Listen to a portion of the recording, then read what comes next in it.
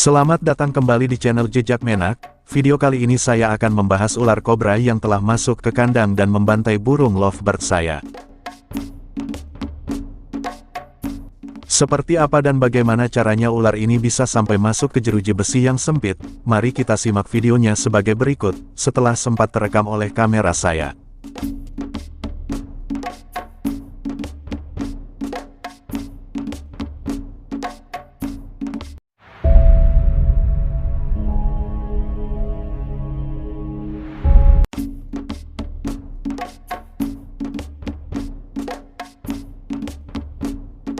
Peristiwa ini terjadi ketika saya akan memberi makan burung di kandang.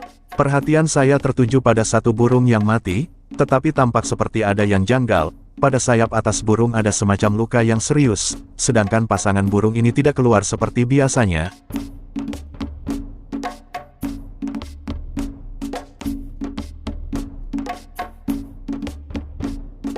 Lalu saya beranikan diri untuk membuka penutup gelodok sarang tersebut.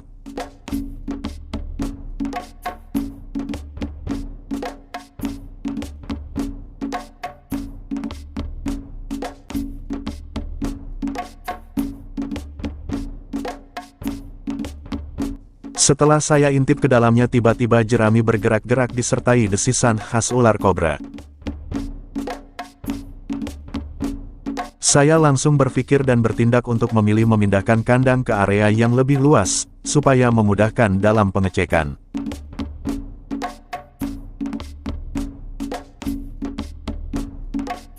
Coba perhatikan pemirsa, ada bekas gigitannya di sebelah sayap bagian atas.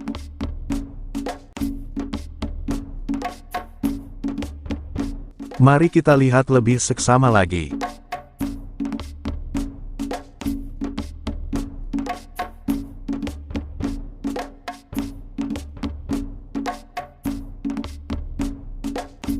Ular ini bersembunyi di dalam kotak setelah menelan burung. Tampaknya ular ini merasa kekenyangan dan tidak bisa keluar dari jeruji besi karena terganjal perut yang membuncit. Akhirnya masuk ke dalam kotak ini untuk bersembunyi.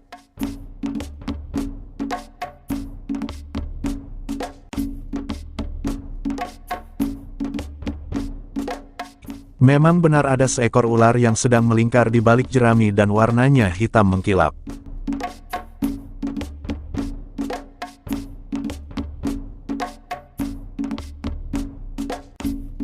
Pisahkan dulu burung yang sudah mati supaya lebih mudah pembersihannya.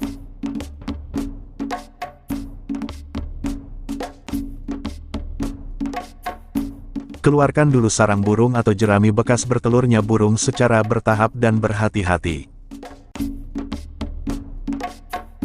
Jerami atau rumput ini adalah sarang lovebird. Sebelum ular ini datang, sepasang burung ini telah membuatnya untuk menyimpan telur dan anakannya setelah menetas. Sayangnya ular keburu datang serta memakan si betina, sedangkan si jantan hanya dipatuk saja dan dibiarkan mati tergeletak di dekat kotak ini.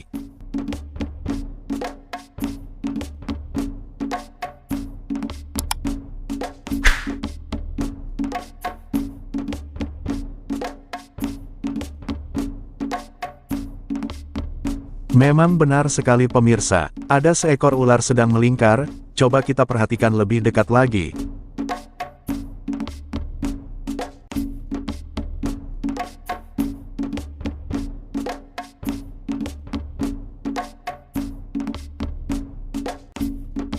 Ular ini sering disebut ular kobra Jawa dan bisanya sangat mematikan, mengandung hemotoksik yang mampu merusak darah, juga neurotoksik yang mampu merusak sel saraf dan menyebabkan kelumpuhan. Sudah tercatat membunuh 50.000 orang di seluruh dunia setiap tahunnya. Jenis ular ini berasal dari genus Neja dan memiliki nama latin Neja sputatrix. Ciri-ciri kobra Jawa memiliki leher yang dapat memipis seperti sendok saat dirinya terancam. Maka tak heran jika masyarakat Jawa kerap menyebut jenis kobra ini sebagai ular sendok. Ciri-ciri kobra Jawa biasanya berwarna hitam mencolok dengan panjang bisa mencapai 2 meter. Sesuai dengan namanya, habitat utama ular kobra Jawa berada di Pulau Jawa. Habitat aslinya sebagian besar berada di hutan hujan tropis, persawahan, hingga pekarangan. Hewan ini mudah beradaptasi sehingga kerap ditemukan di berbagai tipe habitat, termasuk di perkotaan.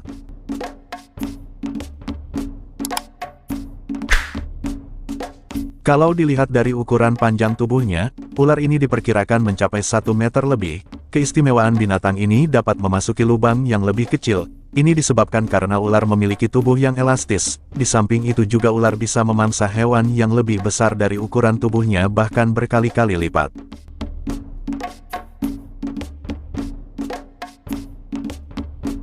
Pada bagian perut ular ini terlihat membuncit. Ini menandakan ular ini baru saja memakan burung lovebird peliharaan saya.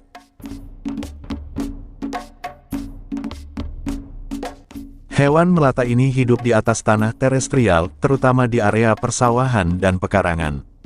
Menjadi hewan nokturnal, ular kobra Jawa aktif mencari mangsa di malam hari. Target sasarannya adalah mamalia kecil, tikus, burung, kodok, ular, dan hewan amfibi lainnya menjadi makanan favorit bagi ular kobra Jawa. Pada musim penghujan, ular kobra sering memasuki area pemukiman, dikarenakan habitat mereka yang tengah rusak, dan berganti dengan pemukiman penduduk. Hal ini membuat ular terpaksa berinteraksi dengan aktivitas manusia.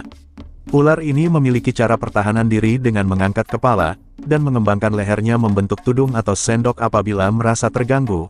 Ular ini juga mampu menyemburkan racun bisanya tepat ke arah mata pengganggunya. Jika bisanya mengenai mata dapat menyebabkan kebutaan. Musim hujan seperti sekarang ini merupakan waktu yang tepat bagi ular kobra untuk menetaskan telurnya. Ular kobra akan mencari sarang yang nyaman untuk berkembang biak. Untuk itu, kita perlu mengenali ciri-ciri sarang ular kobra ini. Ular kobra merupakan spesies hewan yang suka berpindah-pindah tempat tinggal. Ular tidak mempunyai sarang yang tetap, melainkan selalu mencari tempat persembunyian. Bisa jadi ular kobra membuat sarangnya di dalam rumah. Ular kobra suka bersembunyi di tempat yang gelap dan tidak terawat. Misalnya, atap rumah, kandang ayam, gudang, dan rumah tidak berpenghuni.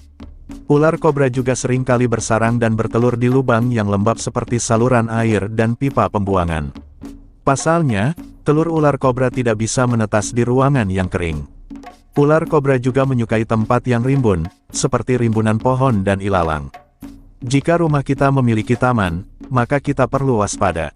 Sebab, ular kobra menyukai tempat yang rindang dan lembab seperti taman. Ular kobra juga suka bersembunyi di tumpukan material, seperti tumpukan kayu dan batu. Tempat-tempat yang tidak terurus bisa menjadi sarang ular kobra. Telah banyak terjadinya kasus kematian disebabkan oleh ular ini.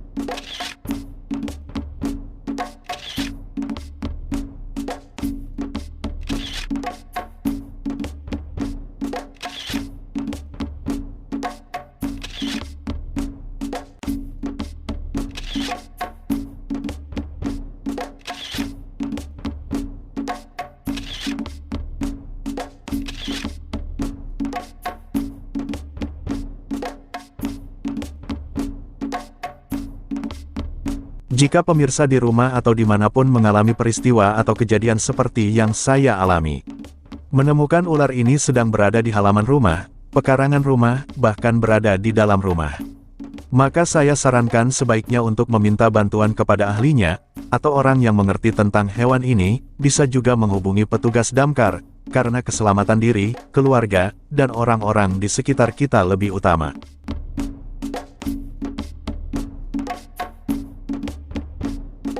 Jika kita terdesak akan menangkap ular ini, ada beberapa cara untuk mengatasi ular kobra, agar tidak menimbulkan hal yang tidak diinginkan.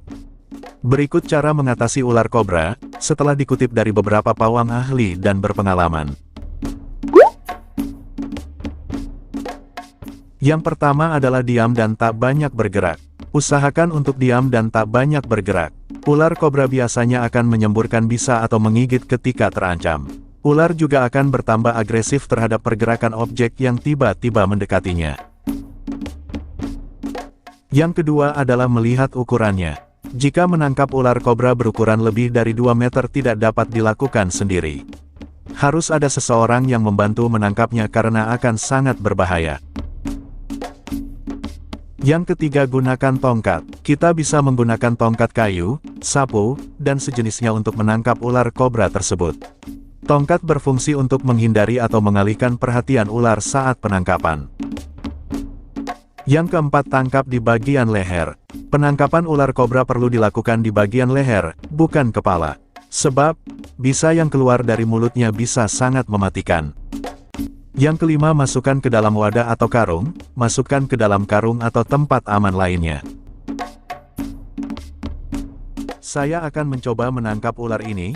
Sebaiknya saya sarankan pemirsa di rumah jangan meniru adegan ini karena sangat berbahaya dan berakibat fatal. Pertama, jepit kepala ular dengan tongkat, kemudian pegang dari arah belakang, tekuk kepala ular ke arah bawah dan tetap jauhkan dari area wajah terutama mata.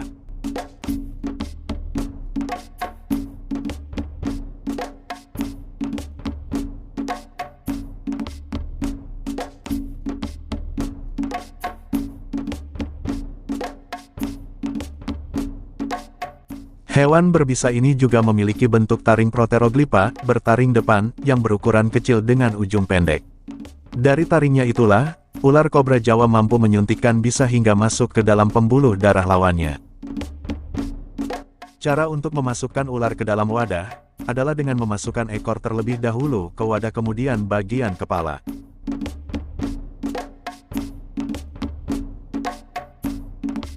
Serahkan pada pihak berwajib, ahli, maupun komunitas reptil lainnya. Ingat, jangan membunuh ular kobra yang ditemui karena menyangkut populasi ular.